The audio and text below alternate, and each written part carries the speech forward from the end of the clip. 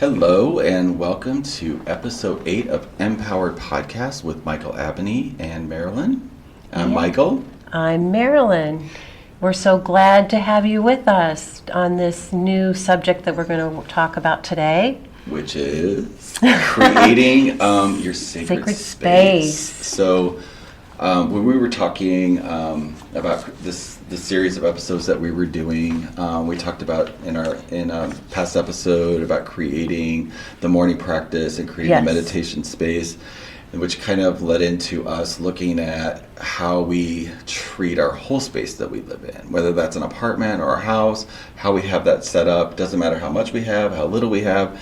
It's about how that we live and like the stuff in our space. And you said, Michael, yes, I know the perfect person. I do, and she's with us today. Her name is Stephanie Kusmer. And her business is Earth Rhythms Healing. And today she's here to talk with us about space. Sacred space and creating that. Thank you for being here. So, first I wanted to explain Earth Rhythms Healing actually addresses the idea that we're all vibrating energy. So, it encompasses both time and space. So, the time it encompasses is through rhythm, timing. I'm a drummer, so I create time through rhythm. I've also have 20 plus years of experience doing residential interior design through Total Interior Designs, which is my mother's company.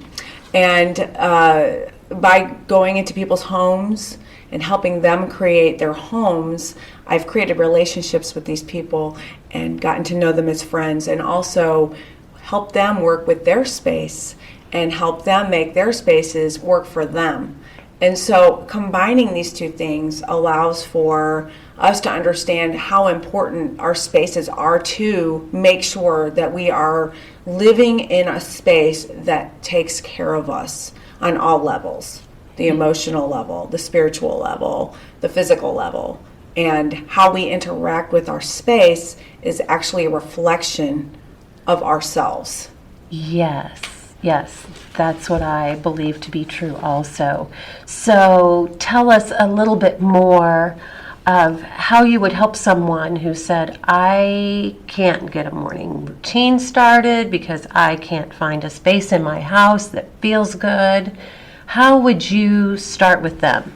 Well, first I would go on an initial consultation with them, and I would speak with them regarding what it is that their goals are. So they're going to have to form an intention or a goal, and it's about going into the home and understanding what are the spaces used for. And if right now they're not used for anything or they want to be used for something different, then I can come in and I can help the person understand, well, if this space is not being used or it's not being used to the fullest, there's a lot of things you can do with this space to make it work for you better and your family or yourself, depending on who you live with. And so colors will affect you. Tone, the tone of the color, if it's bright, it's going to be energetic. If you want something meditative and relaxing, you're going to go with a lighter tone. And so if you have a lot of clutter in your home, or maybe you're just a messy person, or maybe someone you live with is a messy person, you need to have an area in the home where you feel that you have a relationship with the space where you can keep things where you want them to be, so you know where they are, and it's easy for you to go in there and be in a clear-minded space.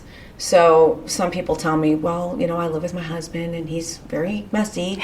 So I said, well, you need to find a space, even if it's a half of a room, that you feel that you can create the space that you need for what you need. Something healthy, meditation, playing music, exercising. There can be different places in your homes. We don't really have to live in the traditional ways that we used to. We don't have to have necessarily a giant dining room set in our dining room. We can create different spaces throughout our home now. It's okay to do that. Yes, it's about finding what works for you and making you feel better in your home space. It really is. I wanted to read this because I find it very profound. So I wanted to look up what the idea is, sacred space even is, okay? I wanted to say, well, let me think about this. What does that even mean? And so I looked up the word sacred, and I got highly valued and important. deserving great respect. I thought that was really profound. The word Yes. sacred does offer somebody to actually respect their space. Then I wanted to find, and there's related words also: pure, privileged, protected, secure, shielded, exempt, immune. Then the idea of space, an extent or area available for you, hold on a second. An extent or area available for or used by some activity or thing, an area that is used or available for a specific purpose. So I put those two together and I said, so sacred space is a highly valued and important area deserving great respect to be used or available for a specific purpose. Perfect. I mean, that's exactly what we're looking for, right? Exactly. To feel good in our home and to be able to feel our best so that we can fully express who we are in the world. Exactly. And, I do understand that we live with other people, and so it's important to have at least one room or somewhere that feels like it reflects you. And really, ideally, every room would have something that reflects you in it. So a special piece of pottery that maybe you made, or something that invokes feelings of goodwill. So if you walk into one of your spaces and there's a lot of things in there that maybe you've taken on, somebody gave it to you, you don't really like it, or there's furniture blocking your way when you walk in, maybe there's too many hard pieces, or just something doesn't feel right balanced wise. And so you have to create or start to think about, I'm not attached to these items. And if I am attached to the items, why am I attached to the items? Because the items only represent a thought or a feeling. They don't necessarily represent the person that gave it to you, even though I know a lot of people have family heirlooms and things like that. I can't tell you how many times I've heard from somebody like, I took it, it was my grandma's. I can't get rid of it because it was my grandma's, but I don't like it. And right, but there are family heirlooms that people do love. Exactly. And then that's a different story. Exactly. So it's perfect because it's important to find things that make you feel inspired or that you love, and to be able to let go of the things that aren't doing that for you. Even if it means, because it doesn't mean you have to forget the person that gave it to you. It just means that you have to think about, how much space is this taking up in my space? And so it's a matter of really assessing that. And that's something I feel like I can really help people do. It is a little bit of a psychological thing because, I'm really working with people. I'm in their homes. And so, yeah. Right. I'm seeing the reflection in that into us as people, because when you talked about keeping something out of obligation instead of because you love it, it's the same thing with us. Exactly. So with ideas. To do things for people, not out of obligation, but do them out of love. Mm-hmm. So have you seen a connection in how people, when they clear their space or get their space balanced in this way, how it helps them as a person? Absolutely, that's a great point, because a lot of times people don't know where to start, number one. So that's something I can really help people with, like help them make a plan. Even if I don't help them do all the work myself, it's more of this is where to start. In this room, what can you keep? What inspires you? What do you not want? Where is that going to go? And if it is something that is going to be hard on you emotionally, how can you even deal with that? What is that going to do? You have to really think about, okay, so I am intentionally going to let this go, knowing that the piece itself does not represent my attachment to the person, right? And that it's something I can let go of that. And if it's somebody that I loved and I want to remember, you can keep a small thing. If it's some people have these giant pieces of furniture blocking their spaces because grandma gave it to them. So that's something that is a lot of people don't even want to take on china anymore. Our parents have crystal and china and all kinds of furniture, where we're living a lot smaller now. We don't need to live large anymore. So I did this myself. I literally sold everything I owned. And I think that made me be even more qualified to do something like this, just because of the fact that I actually did it myself. So I can show people and tell people what it felt like for me. Yes. I'm talking about even purging photographs and a lot of things. Now, one doesn't have to go that far, but it lightened my load. It lightened me. It actually did take me into a new phase of my reality, because I got rid of all the things that reminded me of something that I was shifting out of. Right. I get that it helped you clear. For me, that was within what I needed. yourself. Right. Exactly. That's what you needed. For someone right now who just is having a difficult time trying to clear out a closet. Mm-hmm. So you don't have to clear out your whole house No. and get rid of everything. However, just know that by clearing out that closet can feel so freeing. It really does, Even in because its own. every time you look in your closet and you see all the stuff in your closet, it gives you an emotional guilt. Like, oh God, I need to clean my closet. And so this is something that, sometimes we don't even realize we're doing this, that we're even understanding that, like, every time I look, that's why in Feng Shui they say, don't keep things that are broken. Make sure you fix them. Because every time you look at the piece that's broken, it makes you think, I need to get that fixed. So this is always, it's draining your energy by you looking at this, and then it drains your energy because you feel like you need to be doing something that you're not doing. Well, and part of that is about how it reflects back at us. Exactly. So I find that different people, some people feel good having a lot of things around them. There's a difference between having clutter and organizational things. Right. Things that are organized around you, things that make you feel good, and sometimes people just cannot figure out like which pieces that is. So I definitely help people with that. There's a lot of consulting that goes on, and a lot of it has to do with getting to know the person just from talking to them on what they do, and it is totally connected on every level. Yes. So it is it's a very empathetic talent to be able to go in and help someone say, okay, so we're starting with all these files. You need to be able to purge a lot of these. You don't need them anymore. Everything's online now. If you need your bank statement, you can go to your bank and log in, and your bank statements are there. You don't have to have 20 years of bank statements sitting in your file cabinet anymore. So there's a lot of people who are at that phase of maybe they're not so savvy on the computer, but I can help them understand.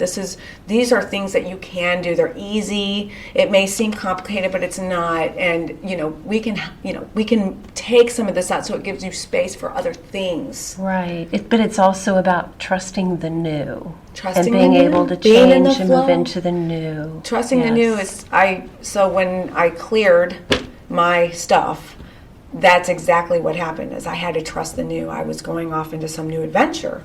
And Right. so it whether you are, we all have to detach from the idea that it's just a constant, Groundhog Day, because every day is a different day, and intention Right. makes that change things. And we want to be able to do that in other areas of our life. Exactly. Move into the new change that we know can help us to move forward and to feel more fulfilled in our life, as compared to being stuck. And Exactly. that's really what your work does. Yes, exactly. So whether you have a whole garage full of things that you know you need to get rid of because you put them all in a bag, but you just can't let go because, well, maybe you need to sell them, or maybe you're going to want to use them again.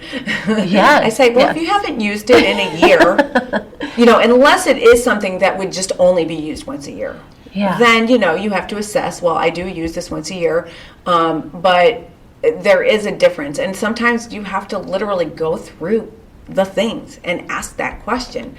Am I using this? Yeah. And I have found, too, that some people may be able to let go of a few things, and there's some things they're not ready to get rid of yet. Exactly. Set them aside, and then they can revisit it Absolutely. at whatever pace they're ready to grow. But it's kind of about sticking to and feeling that growth. Yeah. And when they remember, oh, it felt so good when I moved that piece out, I felt better. Yes. So maybe I'll look at that again. Yes. But they kind of have to move a little bit at their own pace, Right. and have the aha within their own mind. So you kind of will, take the first step of saying, well, what are the things I absolutely know I don't need? And sometimes that's just taking garbage bags and throwing things away. Now, of course, when you have papers that have your information on it, you have to make sure you shred it. So, but there's all kinds of options for how to get something shredded. You don't have to sit there in front of your shredder for 20 days shredding every piece of paper. So there's a lot of different tricks of the trade to help somebody say, oh, I never thought of that. That will help Yeah. me so much. And so there are a lot of resources out there, and just getting organized in the mind. Or sometimes you just need someone physically to help you. I mean, I carry boxes Yes. for my clients. I'll Yeah. help them pack their boxes with their files, or I'll move the furniture with them. Yes. Well, and I know when I needed to go clean out my parents' home after they both crossed over, I needed someone there. I looked at items and go, I don't really want this, but it's been in our house all these years. And it was just nice to have someone to look at me and go, how do you really feel about it? This is not them. Right. This is not them. I like what you're saying. That's We important to can- remember. Right. So it sometimes does help to have someone with you Right. as you go through these processes. But the idea is to find what works for you and how you want your space to feel. Exactly. And having that extra person along would be to help you with it, who has all the education that you have, is huge. That's true. Yes. I have a So- question. Yeah. This is so fascinating so I'm almost listening to the podcast myself. So it's really cool. But so we're talking about all the physical things, and this is where you start, because just FYI, in my daytime job, I sell real estate, so I see the insides of homes and very intimate spaces, and some people are completely immaculate, and some people walk in and it's at a hoarder level, Yes. and that happens to be more than not, Right. And It's overwhelming for them. right. as well. Yes. And what you're talking about just brought that all back up for me. When I'm on listing appointments and I see all of this stuff, I'm like, we've got to address this stuff. But it's just curious, because we were talking about the outside being the mirror of the inside, and you do this work. And two things I want to dive into is, that like how feng shui, how you bring that up to them, how you integrate that, and also does dealing with the outside stuff, do you start to see the changes with your clients for them on the inside? Absolutely. I mean, they walk hand in hand. The idea of Yes. clearing, you're clearing mentally, you're clearing physically, and you're clearing spiritually. Because my point is, like, you wouldn't want to, do your amazing job, get this all set, flowing, working, and then something didn't change from the inside of that person living there, and then that repeats. Well, I mean, I'm sure that can happen. Just like other, people try to quit smoking, sometimes they can't quit. But it's about changing habits and about giving solutions to how to change habits, and that's, something that's very big that people.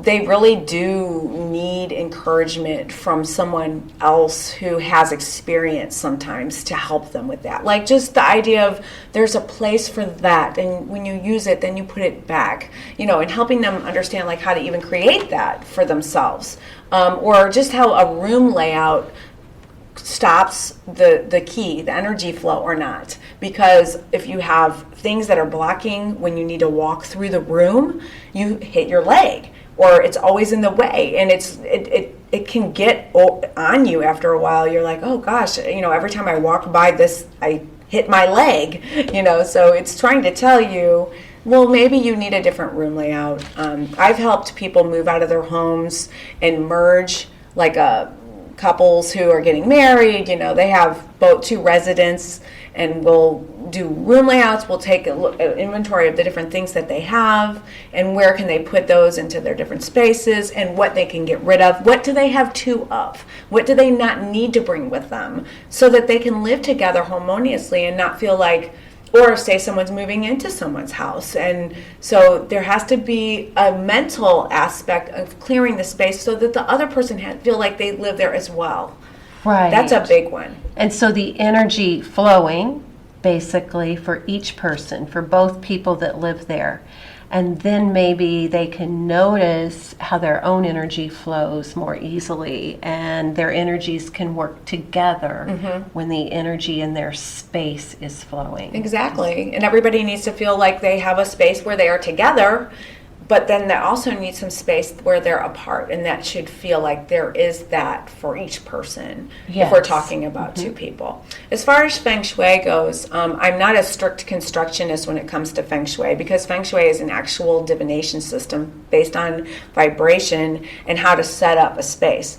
But I love the concepts of Feng Shui, because one of them is have some flowing water, have some live plants, have nature in your home, clear clutter, only have the things around you that you love. That doesn't mean that you have to get rid of everything you need except for a table and a fountain. It just means that you have to feel that you can move through your space and look at each corner and feel that there's something that speaks to you there, or wherever your eyes land, there it says something. It's meaningful. It's not just a stack full of papers that you, every time you look at it, think, oh gosh, I need to get rid of that. Because that is draining. It is an extremely draining thing. So, as we move into technology, the things that we used to do to help each other aren't the same anymore. We have new things that we're moving into, and we have new ways of looking at the world, and we have to start supporting each other in this new way so that we can move ourselves away from just this energy of consumption. So that means that if I can come in and help you do this, and Marilyn can come in and help you do this, or you come and help someone else to do something, that those things should be valued over going to buy something. Right, exactly. Doesn't mean you shouldn't buy things you need. It just means that we're out of the idea that everything that we do needs to surround buying something, which is something we've been taught for our whole lives. So now we need to take the things that we have. We probably have more things that we need because we've been buying stuff for so long, and figure out what are the things that I have now that I want around me, and do I really need all these things I've been buying all these years that just because I was doing that for recreation, and let me replace that with something healthy. Something like meditation, something like starting an instrument, something like whatever it is. So it's really all about connection. It's about connecting to yourself, your and each other. And each other. Indeed. And also creating community through support. And I lived on the Big Island. I've lived in Boulder. I see what people are doing and how they're connecting, and it is different. The Midwest is a little bit slower to do things, but once the Midwest does change, then everything has shifted. So, there's conscious people everywhere, and we really, when we're connecting consciously with our space, it changes our brain, literally. Yes, and it's a piece of what we're talking about, is living consciously, being aware of how our space feels, being aware of how our space allows us to connect with ourselves and other people. I like what you said about how our space feels. Yes. That's a really important thing, because like we were saying, each person interacts a little differently with their spaces and with their realities in general. And so when some people are talking about their space, they say, well, how it looks. And other people say, well, how it feels. And you can feel paint color. You can feel it. It's not just something you look at. So you are both looking and feeling. Right. And also something that a lot of people don't realize is what is humming in your home. Do you have things that are buzzing and humming around you? that you don't notice but maybe is there, and maybe you do notice it but you ignore it. Those kinds of things are important to pay attention to because they do have an effect on you. So it's not even just what you see or feel, it's actually what you're even hearing. All of our senses. Exactly. All of our senses. Even smells. I love this. It's, Yes. I just keep having ideas. Okay, good. So if somebody's living by themselves, that's one thing, right? So they can create their own space, but sometimes they got a partner or a husband and a wife or family and kids. So it's a space that everybody's cohabitating. So when we're thinking about doing something like this to be effective for a family or a couple, there has to be some sort of agreement, right? That we're going to move in this direction, and the negotiation of, okay, this is going to be my little space and this is your space. And a lot of people do that already with the she sheds and the man caves. So it's already kind of there. But I just, that when you were talking, I thought I could see choice. people sitting around going, okay, we're not going to live like this anymore. Right. And we could do this together. Yeah. And steps and create that. So Right. And I'm like a facilitator of that. I totally get it. I Yeah, see you doing exactly. it. It's a facilitation. That's why I call myself a vibrational wellness facilitator, because I'm able to help facilitate the idea that, like, if you're ready, then we can work through this. You've provided incredible information today and like lots of thoughts, but I would really like to wrap up this today by, I'm going to walk you through a house. And I want you to share with me, like go through the different rooms of people's houses, and you share with us some pointers or some things that they could have in that space, or how that space ultimately, because we intimately now know what's going on in people's houses, and everybody knows when they look around. We all deal with it. But like, I would love to have people walk away with like, okay, my living room, you open the front door, you walk into your living room. What should somebody have, and what are some components that people have for creating sustainable, healthy spaces? And we'll start with the living room. Okay. Just some pointers that you can. Well, for one thing, I think when you walk in, whatever space you see first is going to be your first impression. So whoever, including yourself, when you walk in, you want it to be clutter-free. You want it to be comfortable, especially if it's your living room. I think it's great to have mementos that make you feel good, but be careful not to overwhelm yourself with like too many family photos or things like that. So there's certain things in public spaces that are different from your private spaces, and so that's something I've helped clients do, like move their family photo galleries to their hallway or something, and then living room comfort, invitability. Are we moving into the next room? Yeah. The next room? Let's say the kitchen. Like that's that's where everybody gets. That's the heart of the home. The kitchen. The hearth. Again, I feel like it's important to create a feeling of the space that you feel that you can work in, that you can move around in, and the people that use the space, that the things that are in there actually are utilitarian, also can be decorative. So there are ways to, not have too many things like, oh, I've got all the things I use, plus I've got all these decorative things, they can be both. So again, I'm going to say less is more when it comes to that. I'm almost hearing you say like thought out.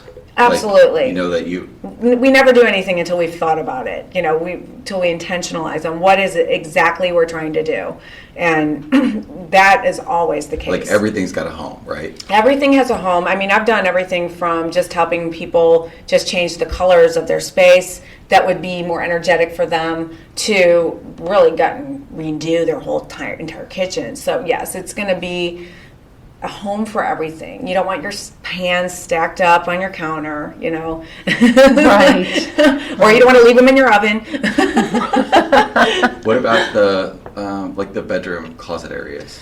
Well, the bedroom closet is a safe cocoon for you. It's where you go to sleep, the last thing you see before you go to bed, the first thing you see when you wake up. So it should bring serenity to you. You should feel good. It should be a sanctuary for you. It should, again, have organization. It doesn't mean that, there's never anything out of place. It just means that when you are done using something, or if you're picking up the next morning after you tossed your clothes on the ground, it's easy. You just throw them into the laundry, but you overall have a sense of serenity when you wake up. And that has to also do with the colors, how you sleep, who's in the room. And I think bedrooms are great for meditation areas, corners, if you need a corner, if you don't have another space, depending on the size of your home. We don't need giant homes anymore. It doesn't mean that it isn't great if you have one, because I'm sure you can find different spaces. But if you need to condense spaces, everything is online now. We don't have to have big giant desks full of boxes full of stuff, things, that are making us feel heavy, because there is like an actual heaviness that one feels when there's a lot of stuff around them. And it can physically even show in your actual weight. Yeah. And the last but not least, a place that gets a lot of little bottles and everything on it is the bathroom. All of the products. The bathroom, yeah. I find myself constantly. You have to make sure that you throw away the old bottles or recycle them. Yeah. And it sometimes it just takes that one time. Like, let me just go through and get rid of the things that I'm not using anymore. Yeah. Consolidate what I need to consolidate and start fresh with a clean slate of organization. These shelves are good for this. Like, let's put things. Let's get little. You might even have a container in another room that you can put your things in, and just organize yourself so that whenever you get back into the space, you know where everything is. I always recommend that you should be able to always put your hand on what you need in any moment, and I can tell you that I do that myself, and I can help other people do that too. That's a perfect way to cap that up. I love it. Marilyn, do you have any last little thoughts for today? I just think it's huge how when we start working on our space and the things we own in our life, to take note of the reflection within us and how we feel as we let go or as we keep something. Pay attention to how it can benefit us in our life. So that's the big piece that I take away. Yeah. How about you? I have Oprah's voice in my head going, "Your house should rise up to meet you." Like, she used to always say that every home segment that she did, and that's what I got from your conversation today was that your home should rise up to meet you when you get there, and that it's a practice. It is. It's a practice. And get to, in practice, you get to keep doing it until you just. Yes, that's right. You're training your brain. Yeah. Yeah. And it doesn't have to be perfect. We can keep working and keep looking at it and change it as we change. Well, absolutely. Yes. I learned tons. I really appreciate you being here today, Stephanie, so much. Thank you. Thanks for having me. Thank you guys for listening. I really appreciate it. Yes, thank you so much. And Stephanie, can you tell us how to find you? Yes. Well, the website is earthrhythmshealing.com. And Earth Rhythms Healing is the umbrella of actually vibration.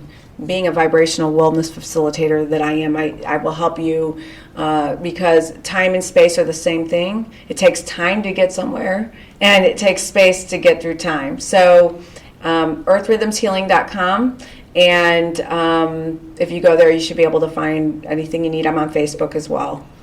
Yay. Thank you so much for being with us today. Thank you. Thank you. Now everybody go clean up your room. Yeah. Bye.